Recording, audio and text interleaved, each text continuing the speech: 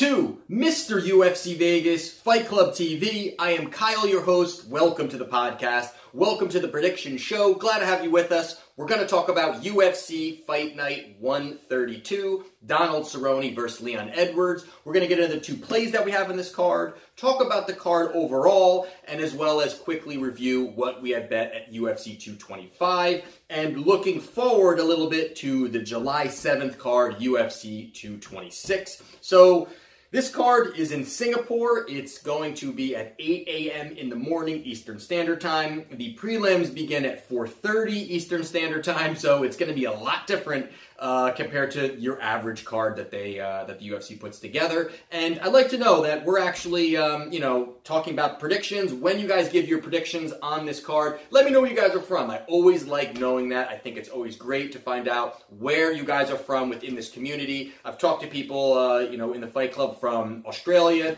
Canada. Some of you guys are from Sweden, different places within the United States. So I always find that very interesting where you guys are from. And let me know if you guys will be watching the entire card. I will definitely be watching the main card. So we'll kind of see how early I get up. But if you have not yet done so, do not forget to subscribe to this channel. It's a UFC and gambling channel all in one spot. We do every card. We talk about our best bet, which we're about to get into, which is a 70% winner. And overall, that's what Fight Club is about. Get involved in the community. We are a very interactive community here. Love to hear from people and love the interaction with myself, with the members, as well as when the members communicate as well. All of us are here and we're on the same team. That's one thing you all need to remember. We're on the same team. We're all trying to win money and handicap fights and take home winning tickets. So there you have it. So now we're going to talk first on our best bet that we had done at UFC 225. Now, our best bet at UFC 225 was the over 1.5 rounds on the Overeem Blades fight. That fight was a 3-unit play for me. It's one of my larger plays that I've done this year. Felt comfortable about it, as we talked about on the prediction show. Really felt good that there was opportunity there for this to just be a stalemate early, and it was a little bit more than a stalemate, I would say. They were kind of just dancing around the cage for the first 3 minutes of the first round. Went perfectly, went well. We cashed in there. So now that brings our best bet for the year, 19 wins, 8 losses, plus 16.37 units for the year. Really happy to where this is all going. We're still at that 70% winner. Love to try to get this to 80% winner and really start cashing in even more. It's a very hard feat to do, as any handicapper will tell you. If you're at a 55 to 58% range, you are doing fantastic. So to be at that 70% range here on bets that we are not placing money on -4 or -500 guys that are, we're not doing that. We're looking at that really that under the -250 or lower, or many of the underdogs that we've hit, like Americani, like Till. So that's really where we're looking to find a sweet spot where we can expose a weaker line. So the other play that we had was tied to Ivasa. This play here, it felt good. He was able to beat Arlovsky. Nothing exciting there. I think to Ivasa, I'm really excited to see where he goes. Young guy and has a lot of talent, a lot of power, and a lot of mobility for a big guy. So interesting to see where he goes. Another 2-0 night for me. Felt good. Parlayed them, hit them straight. Was a successful night. So what we will first get into now is our best bet play for UFC Fight Night 132. Now, what we're going to really discuss here is going to be the co-main event of the evening, which is Tyson Pedro versus Ovince St. Preux.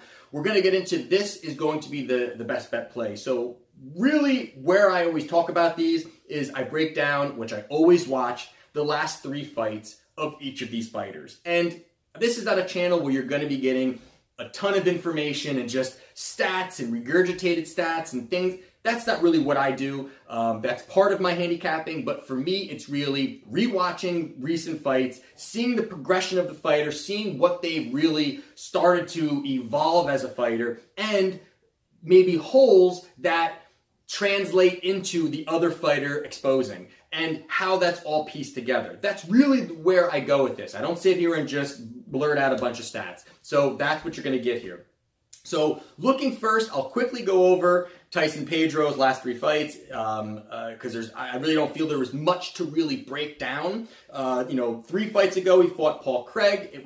Paul Craig was well overmatched there. He put Paul Craig away early. The Latifi fight, which I will get into a little bit more when I talk about Ovince St. Preux when he fought Latifi, but Latifi, tough, world-class wrestler, was able to... I thought that actually Tyson Pedro looked good, all things considered, against a guy that is just a bruiser. He just can take anybody down, keep him down. He's like a tree trunk trying to put your arms around him. He's a big, strong guy. So he was overmatched here, but I thought his scrambles looked great. I thought his cage movement looked great. I thought his combinations looked great. I thought he looked actually good for a guy that was just overly matched in that fight and was just not prepared for those monster takedowns that Latifi has. And then his last fight, he was able to get a Kimura choke in the first round. Nothing, again, I don't want to waste your time with breaking down the fights that aren't really worth talking about. But that's really Ovince, and Tyson Pedro is 7-1. Ovince St. Preux is 22-11, and to give you the odds, Tyson Pedro is -125, and Ovince St. Preux is +106 currently. And I've even seen Tyson Pedro, he was up to, -155, 160. So money is coming in on OSP right now. Money is definitely coming in at OSP. So now let's break down a little bit slower here OSP's last 4 fights, because I think it's a telling sign on really the last 4 fights of what Ovince St. Preux has done. So 4 fights ago, he fought De Lima. De Lima is a kickboxer, a guy who's great standing, big for the division, not a guy that's going to be one to look for the takedowns. And this is a fight, again, I knew the outcome of it, but was one I thought would maybe in that first round would show a little bit of Ovince St. Preux standing.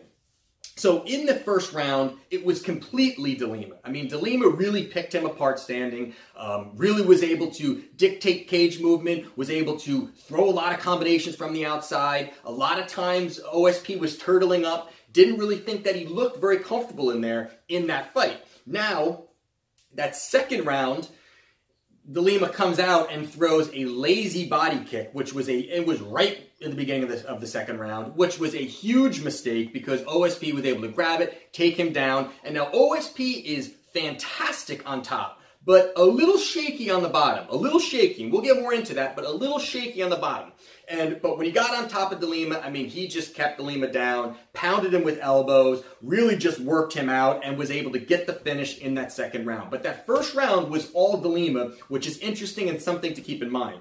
Now, that next fight after that was against Yushin Okami. And Yushin Okami, at this time, he was 36 to 37 years old. He had not been in the UFC in 4 years. He was fighting in the World Series of Fighting. He was fighting in the PFL.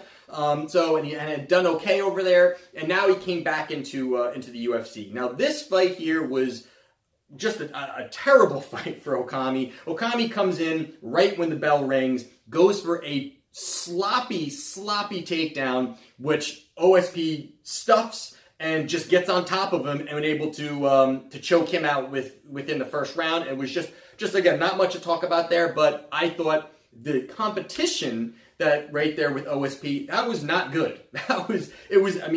Okami does not look like the guy that we're used to seeing. He's got a name within the UFC, but been out of the UFC for 4 years, and it shows. Now, the fight that I think is the highlight fight is the Corey Anderson fight. I think that's the most telling fight of this entire breakdown. Now, Corey Anderson, great wrestling, good striking, great wrestling though. And in this fight, again, you look at Ovince St. Preux and what happens. In this fight, I thought he didn't look good in those first 2 rounds. It was all Corey Anderson. Corey Anderson was not only able to land strikes standing, but also continually taking down OSP throughout the fight. And every time OSP was on the ground and he was on the bottom, he did not have an answer for how to get up. And I wouldn't say Anderson was doing a lot. I wouldn't say that he was really, had all these great transitions from the top, and he kind of just laid on top of him and just kept peppering him with shots and kind of moved around a little bit, but just didn't do a lot. And I thought there was opportunity there for OSP to get up, and he didn't, and he just wasn't able to. It was a couple spots, of course he did, but then he got taken back down. And somehow in this fight, Corey Anderson, who's up 2-0 easily on the scorecards, keeps his guard down and takes a big leg kick to the head, which completely flattened him. And again, that is OSP can do that. He's done it within his career. He's knocked guys out early. That's not anything that, or just knock guys out in general, that he's able to do that. So that I can give him that credit for, that he has that power. But it shows again that he can be dictated, that you can definitely dictate what OSP is doing within the cage. If you're a smart fighter, you're able to do that. Now, against Latifi, can't dive into this one too much. It was an early first-round chokeout for Latifi. Now, both of these guys fought Latifi, who is, again, and very recently have fought these guys. And to me, that fight is a telling sign as well. Now, Latifi chokes out Ovince St. Preux within the first round, and Tyson Pedro looked actually pretty good against a guy that was much, much better than him in Latifi. Still got the decision loss, but I thought he looked a lot better. Now, if you really break down the things that I like about Tyson Pedro, and when I start leaning a little bit more towards Tyson Pedro, also is the fact that he only had 3 full training camps prior to this fight. So he was working. He was part-time working and being an MMA fighter, which is kind of amazing in the fact that where he's grown and how well he continues to evolve within mixed martial arts. And he is 7-1. He's young. He's 10 years younger than OSP. But I like the fact that he's a black belt in jiu-jitsu. I like the fact that he now trains with Jackson Wink. And I think that is huge for your evolving, for your strategy, your game planning. I really like the fact that he is now 100% in on MMA, on the UFC, and overall, for a guy that is young, who has a long career within the UFC, I think he's done such a great job with how good he is at mixed martial arts. Again, when I rewatched those last few fights, I loved the way he moved. He scrambled. He's unorthodox. He does a lot of fakes and feints before many of his strikes. Many of them. He doesn't just do it once in a while. He's constantly doing it, having the opponent guess low, he goes high. Fake high, he goes low. I mean, the spinning back fist. He just comes at you at such different angles where I really believe Jackson Wink is going to be able to sculpt him into a terrific fighter and have a great game plan against OSP. Now, again, OSP has won. He's definitely beaten some great fighters, and it's at the point where, yes, he has. The big thing that I'm worried mostly about is the fact that OSP has fought a caliber of fighters well beyond anything that Tyson Pedro has fought. But I love the maturity, I love his mindset, his mentality of Tyson Pedro, and I think he's going to be able to get this victory. I really believe Tyson Pedro can get this victory. I'm not looking at a finish here. I really believe that overall he's not, even if OSP gets on top of Tyson Pedro is a Brazilian black belt, jiu-jitsu black belt. He's not going to be able to just, be lost on the bottom. He's going to be able to squeak out. He was even able to get out of Latifi's claws a bunch of times. It's just the fact that Latifi is relentless with his takedowns and kept taking him down. So here, I really believe this could be a decision victory for Tyson Pedro. So I'm going to go 1.5 units on Tyson Pedro at -125. I believe he gets the victory here. I just don't see a lot from OSP. I know he's gotten victories and a couple of some flashy ones. I mean, if you look at the Corey Anderson fight, just on the scorecard there, and you just say, oh, you look him up and you say, oh, he knocked him out, and wow, that's great. And he beat Okami, but you don't, and he beat Lima. He definitely had those, but he, out of those 3 wins with the Lima, Okami, and Anderson, he was outright losing the fight and could only win by knockout, and he ended up getting it. That's a credit to him. But De Lima, same thing. De Lima was completely outstriking him and made one false move, something that he's terrible at, which is on his back to Lima, and OSP was able to expose that. So I just don't believe that he's going to be able to do any of that to Tyson Pedro. I think the price is good at minus 125. I think that's a fantastic price for him. At even at minus 160, I don't even think 170 is not a bad price. I love the fact that it came down. I know a lot of money is coming at an OSP, and a lot of people who just within the MMA community I've talked to like OSP, but I really feel like this is a spot where Pedro can get the job done by decision victory. So we're going to do 1.5 units as our best bet play on Tyson Pedro at minus 125. Again, our best bet play is 19 wins, 8 losses, plus 16.37 units for the year. So that is the best bet play.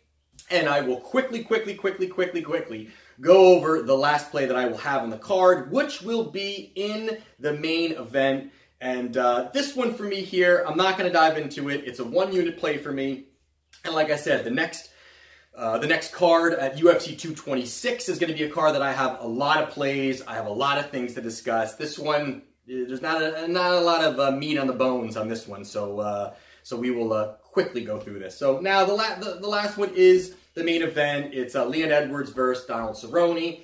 For me here, the price is a little high on Edwards, but I like Edwards. And I'm just going to tell you right now, I like Edwards. I think he's a raw talent. I think he's a young talent. He, again, is, 8 to 10 years younger than Cerrone. Obviously, that doesn't always matter, but I just love the mentality. I think he's going to be able to take Cerrone down. I think he's comfortable anywhere. He's extremely well-rounded. I love how well-rounded Edwards is. I think that he's able, even in his past fights, you see his aggressive style. You see that he's able to really dictate cage movement and body movement, whether he's on top, whether he's moving around the cage, whether he's on the ground, and I just really like that. And Donald Cerrone, to me, I think that Till fight was something that, there's something to be said there, that I really believe that this is the downturn for Donald Cerrone. He beat Yancy Medeiros, and I'm not really high on Yancy Medeiros to begin with. I don't really see much from him. He is just a tough guy. He's just tough. I wouldn't say that he's sloppy. He doesn't really piece together great combinations from the outside. So yeah, I could see,